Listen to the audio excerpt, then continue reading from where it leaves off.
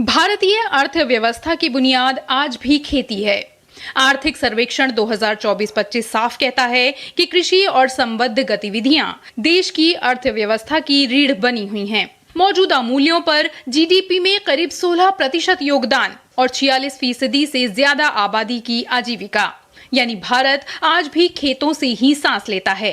लेकिन बीते 11 वर्षों में खेती की तस्वीर सिर्फ बनी नहीं रही, बल्कि बदली है, मजबूत हुई है और आधुनिक बनी है।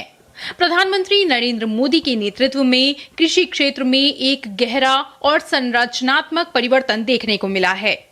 हमने नेशनल मिशन और नेचुरल फार्मिंग शुरू की।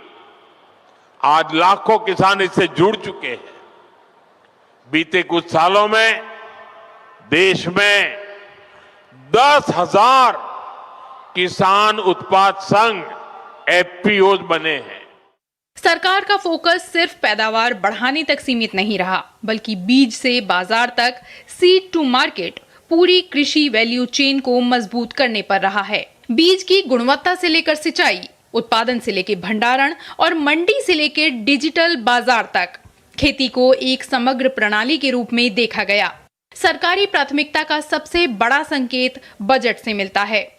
2009-10 में जहां कृषि बजट करीब 12,000 करोड़ रुपए था, तो 2013-14 में ये बढ़कर 21,933 करोड़ रुपए हुआ और 2024-25 में सरकार ने कृषि के लिए 1,22,000 करोड़ रुपए से ज्यादा का प्रावधान किया। यानी खेती अब सिर्फ परंपरा नहीं, नीति और निवेश की प्राथमिकता बन चुकी है। इस बढ़े हुए निवेश का असर जमीन पर दिखता है। खाद्यान्न उत्पादन में ऐतिहासिक बढ़ोतरी दर्ज की गई। 2015-16 में जहां कुल उत्पादन 251 मिलियन टन था, तो वहीं अब ये बढ़कर 357 मिलियन टन के रिकॉर्ड स्तर पर पहुंच चुका है। ये बढ़ोतरी सिर्फ आंकड़ा नहीं, बल्कि देश की खाद्य सुरक्षा और आत्मनिर्भरता की गारंटी है।